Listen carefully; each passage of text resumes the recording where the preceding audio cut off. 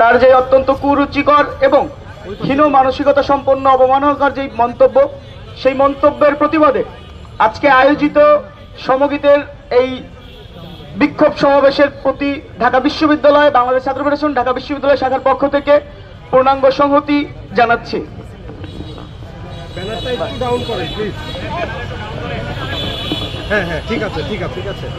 সংগ্রামী উপস্থিতি, গত 5ই আগস্টের পর থেকে আপনারা জানেন এই দেশে 69 গণ অভ্যুত্থানের পরে এই 2024 একটা অভূতপূর্ব অভ্যুত্থান অনুষ্ঠিত হয়েছে। মানুষ তার সকল শ্রেণী পেশার মানুষের সংগ্রামের মধ্য দিয়ে 15 বছরের শেখ হাসিনার যে আওয়ামী ফ্যাসিস্ট সরকার ছিল সেই সরকারের বিদায় ঘটেছে। ফলে সঙ্গত কারণেই আমাদের যথেষ্ট স্বপ্ন, যথেষ্ট আশার জায়গা ছিল যে আমাদের যে সম্প্রীতির ঐক্যের বাংলাদেশ, সেই বাংলাদেশের বিনির্মাণের পথে এবার আমাদের যাত্রা শুরু হবে। কিন্তু অত্যন্ত দুঃখের বিষয়, গত 5 আগস্টের পর থেকে আজকে 2025 সেপ্টেম্বরে দায়ী শাহবাগে দাঁড়িয়ে আপনারা যদি আমাদের এই স্বরাষ্ট্র উপদেষ্টার আমলনামা দেখেন, একের পর এক ব্যর্থতার খাতা ছাড়া, ব্যর্থতার গল্প ছাড়া আর কিছুই পাবেন না।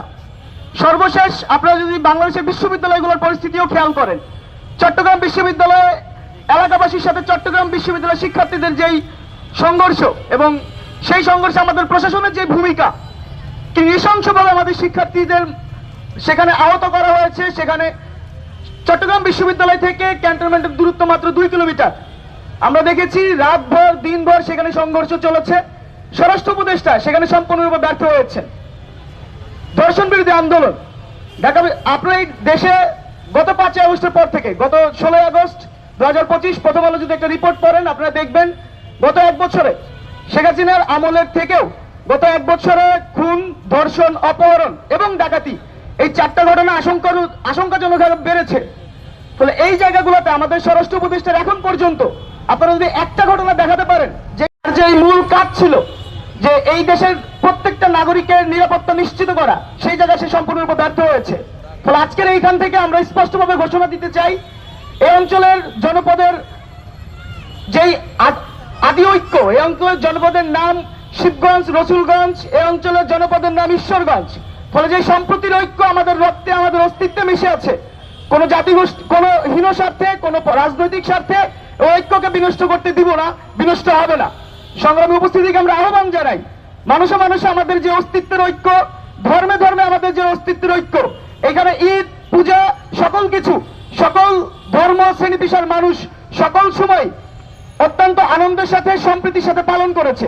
ফলে ভবিষ্যৎ বাংলাদেশে কোন ধরনের কোন ধরনের হীন উদ্দেশ্যে কেউ যদি ঐক্য ফাটল ধরাতে চায়, এই সংগ্রামী উপস্থিতিদের কাছ থেকে সেইটার বিরুদ্ধে সংগ্রাম ও প্রতিরোধ আমরা প্রত্যাশা করি। সকলকে আন্তরিক ধন্যবাদ। অনেক ধন্যবাদ প্রিয় উপস্থিতি। আজকে এখানে যারা এসে হাজির হয়েছি আমরা সহ গুটি কয়েক মানুষ, এমন অল্প সংখ্যক মানুষ এবং ব্যানার ধরে দাঁড়ানোর যাদের আমি বলবো যে ঐতিহ্য আছে এবং যাদের অভ্যাস আছে, এমন কয়েকজন মানুষই আবার এখানে এসে দাঁড়িয়েছেন। এবং বিশেষ করে 5ই আগস্টের পরবর্তী সময়ে 1 বছর অতিক্রম হয়েছে। আমরা বলি যে নতুন বাংলাদেশ মুখে মুখে বলি, সেই নতুন বাংলাদেশেও এসে যে এই যে এখানে ব্যানার হাতে আমাদের এখানে দাঁড়াতে হচ্ছে, সংহতি সমাবেশ করতে হচ্ছে, আমার মনে হয় একজন বাংলাদেশি নাগরিক হিসেবে আমি নিজে খুবই লজ্জিত। এবং আমি বোধ করি, অনুভব করি প্রতিটি বিবেকবান বাংলাদেশি মানুষ, নাগরিকই বোধ করি লজ্জিত এবং অপমানিত মনে মনে। 5ই আগস্ট পরবর্তী সময়ে আমাদের যে স্বপ্ন ছিল বাংলাদেশ বৈষম্য মুক্ত একটি বাংলাদেশ গড়ার যেই আন্দোলন ছিল, আপনারা জানেন সেখানে একটি ফ্যাসিস্ট সরকারের পতন হয়েছে, নতুন অন্তর্বর্তীকালীন সরকার দায়িত্ব নিয়েছে। বাংলাদেশ গণতান্ত্রিক পথযাত্রায় বাংলাদেশ এগিয়ে যাবে, নির্বাচিত সরকার আসবে। অন্তর্বর্তীকালীন সরকারের কাছে আমাদের প্রত্যাশা কি ছিল? বাংলাদেশের মানুষের জানমালের নিরাপত্তা দিবে, না প্রতিটি নাগরিক অর্থাৎ প্রতিটি বাংলাদেশি তার বেঁচে থাকার সমান অধিকার, সমান সুযোগ পাবে। কিন্তু আমরা দেখলাম এখানে এই বাংলাদেশটা যেহেতু হিন্দু, মুসলিম, বৌদ্ধ, খ্রিস্টান, পাহাড় সমতল আমাদের সবার, বিশ্বাসী অবিশ্বাসী এখানে সবাই সমান অংশগ্রহণ করেছে বিগত দিনে বাংলাদেশের যে কোনো গণতান্ত্রিক লড়াইয়ে, গণতান্ত্রিক সংগ্রামে। কিন্তু আমরা অবাক হয়ে লক্ষ্য করলাম 5ই আগস্টের পরবর্তী সময়ে একটি বিশেষ গোষ্ঠীর উদ্দেশ্য সাধনের লক্ষ্যে দেশের পরিস্থিতি নাজুক করার জন্য কিংবা আরো ভিন্ন কোনো উদ্দেশ্যে তারা এক ধরনের নতুন শব্দ আপনারা দেখবেন যে 5ই আগস্টের পরে জনপ্রিয় হয়ে উঠেছে মব। অর্থাৎ মবকে আবার কেউ কেউ বলছে মব জাস্টিস, অথচ এটা তো মব জাস্টিস হতে পারে না, অথচ মব সন্ত্রাস আপনি বলতে পারেন। এই যে মব সন্ত্রাস চালিয়ে, অর্থাৎ আপনি যেটা পছন্দ করেন না, আপনার মতামত কেউ শুধুমাত্র পছন্দ করে না বলেই, আপনার মতো একই রকম পোশাক তিনি পরেন না বলেই, আপনার মতো একই রকম খাদ্যাভ্যাসে কিংবা আহার নিদ্রায় তিনি অভ্যস্ত নন বলেই আপনি তাকে, কিংবা আপনার আর তার প্রার্থনার ধরন আলাদা বলেই আপনি তাকে আঘাত করবেন, আপনি তার জীবনের হুমকি হয়ে দাঁড়াবেন, তার জীবন কেড়ে নেবেন, এমন বাংলাদেশের জন্য তো আমরা কেউ লড়াই করি নাই। আজকে আমরা এখান থেকে দাঁড়িয়ে স্পষ্ট ভাষায় অন্তর্বর্তীকালীন সরকারের প্রতি আহ্বান জানাচ্ছি। খুবই স্পষ্ট ভাষায় আমাদের দাবি একটি, জানমালের নিরাপত্তা নিশ্চিত করতে হবে। প্রত্যেকটি নাগরিকের জান ও জবানের, প্রত্যেকটি নাগরিকের প্রতি দায় ও দরদ নিশ্চিত করতে হবে। যদি এটা না পারেন, যাদের জন্য ব্যর্থতা, তাকে আসসালামু আলাইকুম বলে বিদায় নিতে হবে।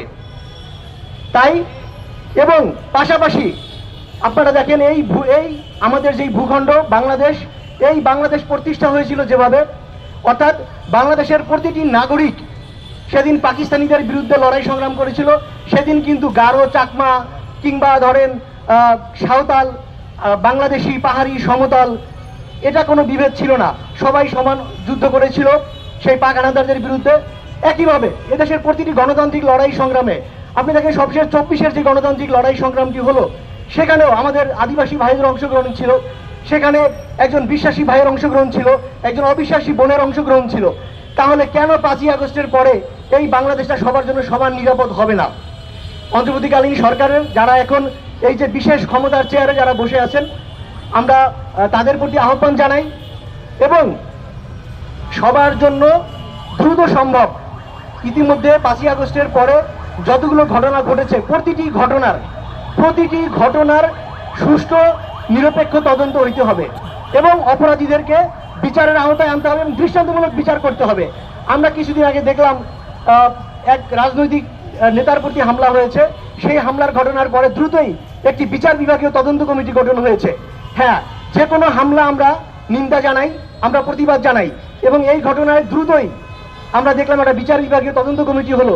কিন্তু এর বাইরে 5ই আগস্ট পরবর্তী সময়ে আজকে আমরা এখানে যে জন্য এসে দাঁড়িয়েছি, এরকম কতগুলো ঘটনা ঘটেছে বাংলাদেশে, টেকনাফ থেকে তেঁতুলিয়া পর্যন্ত, কিংবা গারো পাহাড়ের দিকে আপনারা তাকান, রাঙামাটি হিল ট্যাক্সের পাহাড়ের দিকে সেখানে গিয়ে তাকান, সুন্দরবনের গিয়ে তাকান।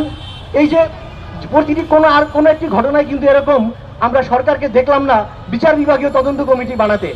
অর্থাৎ সরকার সিলেক্টেড, অর্থাৎ সরকারের যে প্রতিবাদ বা সরকারের যে উদ্যোগী হওয়া, এটাও আমরা দেখলাম যে নির্বাচিত হয়ে যাচ্ছে।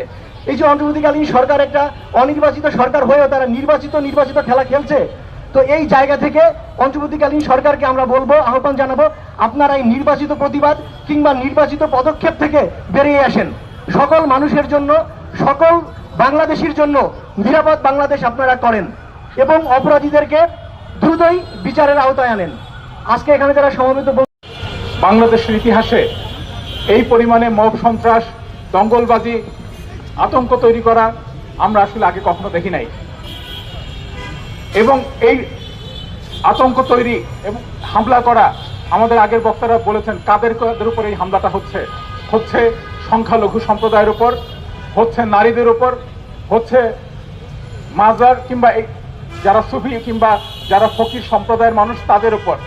তার মানে যাদেরকে আলাদা করা যাচ্ছে, বিচ্ছিন্ন করা যাচ্ছে, যাদের অধিকার বিষয়ে সমাজে একটা চেতনা তৈরি আছে, তাদেরকে লক্ষ্য করে টার্গেট করে একের পর এক সন্ত্রাসী কার্যক্রম তারা করছে, এটা প্রত্যেকে জানেন।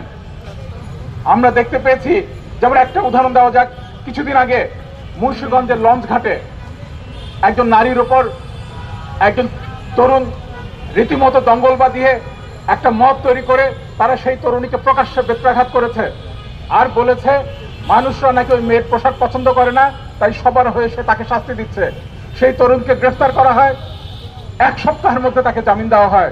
এবং আমি যেটা জানি, গত মাসে ওই জেলা প্রশাসক, পুলিশ প্রধান, তাদের উপস্থিতিতে একটা সমাবেশে, আইন শৃঙ্খলা রক্ষার একটা সমাবেশে তাকে বক্তব্য রাখতে বলা হয়েছিল। অর্থাৎ কয়েক মাস আগে যিনি মব সন্ত্রাসী, এখন তিনি জেলায় কিভাবে আইন শৃঙ্খলা রক্ষা করতে হবে সেই বিষয়ে পরামর্শ দিচ্ছেন, মতামত দিচ্ছেন।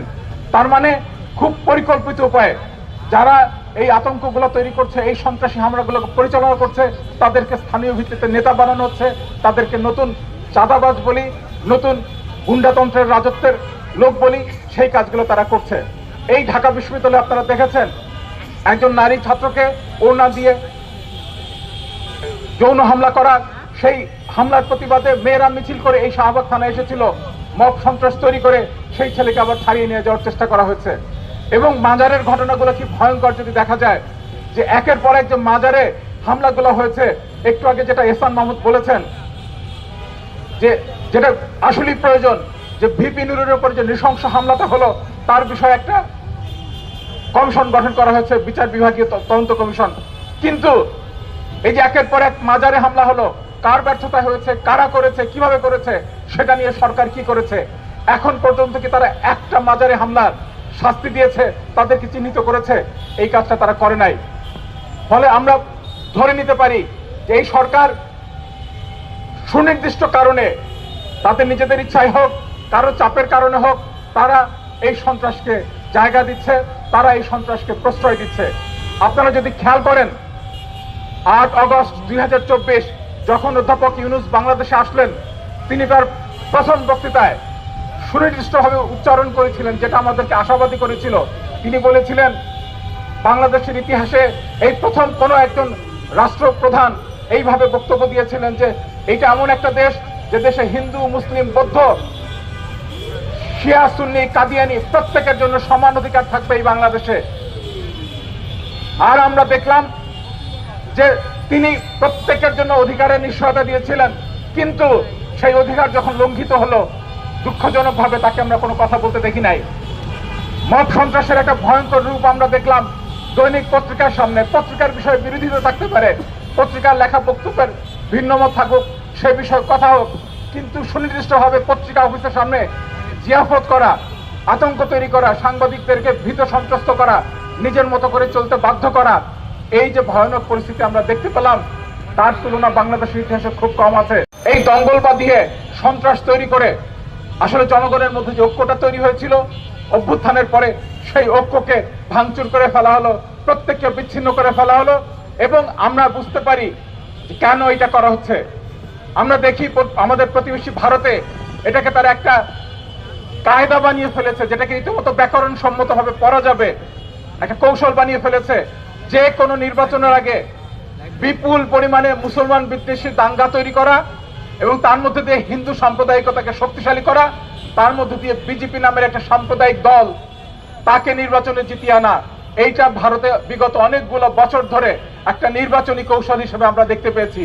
বাংলাদেশেও আমরা আশঙ্কা করি, আশঙ্কা এখন আর করি না, এখন আমরা এই ব্যাকরণ দিয়ে বুঝতে পারি একই ঘটনা ঘটানোর চেষ্টা করা হচ্ছে। হয় এমন একটা সন্ত্রাসী পরিস্থিতি তারা তৈরি করতে চায় যার মধ্যে দিয়ে দেশে একটা অরাজকতা তৈরি হবে, বাংলাদেশের একটা গণতান্ত্রিক উত্তরণ আর সম্ভব হবে না, এইটা তারা চায়। কিংবা তারা চায় যে বাংলাদেশে এমন একটা নৃশংস সাম্প্রদায়িক পরিস্থিতি তৈরি হোক যার মধ্যে দিয়ে যারা এখানে মৌলবাদী সাম্প্রদায়িক রাজনীতি করে তাদের বিশেষ সুবিধা হয়। এই কারণেই তারা বাংলাদেশে একটা উত্তপ্ত পরিস্থিতি তারা তৈরি করছে। এবং সর্বশেষ আপনাদের অবস্থা কোথায় গিয়ে দাঁড়াবে সেটি আপনারাই চিন্তা করতে পারছেন না। কারণ এই দেশের মানুষের সহ্য ক্ষমতা যেমন আছে, এই দেশের মানুষ আবার রুখে দাঁড়াতেও জানে। এই দেশের মানুষের ইতিহাস বারবার রুখে দাঁড়াবার ইতিহাস, এবং দুঃখের ব্যাপার হচ্ছে বারবার ঠকে যাওয়ারও ইতিহাস। কিন্তু এই দেশের মানুষ ঠকতে যখন শিখে গেছে, তখন রুখে দাঁড়াতেও শিখে গেছে। সেই আহ্বান জানিয়ে, এবং আমরা অবশ্যই স্বরাষ্ট্র উপদেষ্টার কাছে দাবি জানাই, সামনে আসন্ন যে দুর্গাপূজা আছে, সেই পূজায় আমরা কোনো ধরনের হামলা, কোনো ধরনের অপ্রিয় কোনো খবর আমরা দেখতে চাই না। এবং আমি জনগণের কাছে আহ্বান জানাবো, আপনারা প্রত্যেকটি মন্দিরে, আপনারা সেই 24-এর পরে আমরা যে ঐক্য দেখাতে পেরেছি, সেই ঐক্যের সম্প্রীতির বাংলাদেশের উদাহরণ যেন আমরা তৈরি করতে পারি। স্বরাষ্ট্র উপদেষ্টার এই ধরনের ন্যাক্কারজনক কথার প্রতিবাদে এদেশের মানুষকেই সেই সম্প্রীতির উদাহরণ তৈরি করতে হবে। এবং আহ্বান আপনাদেরকে জানাই। অসংখ্য ধন্যবাদ। ইতিমধ্যেই সমাবেশ অনেক দীর্ঘ হয়ে গেছে, আমরা মিছিলের অংশটি বাদ দিচ্ছি। আপনাদের সকলকে আন্তরিক কৃতজ্ঞতা আমাদের আয়োজনে উপস্থিত হওয়ার জন্য। জাহাঙ্গীরের পদত্যাগ করতে হবে, করতে হবে। জালো জালো জালো জালো জালো জালো, লড়াই লড়াই লড়াই চাই। খবর টানার জনতার, খবর টানার জনতার। গোলকাবিল্লার রাজপথ, গোলকাবিল্লার রাজপথ। সন্ত্রাস যেখানে, মব যেখানে, লড়াই লড়াই লড়াই চাই, লড়াই করে বাঁচতে চাই। জাহাঙ্গীরের পদত্যাগ অবিলম্বে করতে হবে, জাহাঙ্গীরের পদত্যাগ। লড়াই লড়াই লড়াই চাই, জানো জানো। ধন্যবাদ সবাইকে।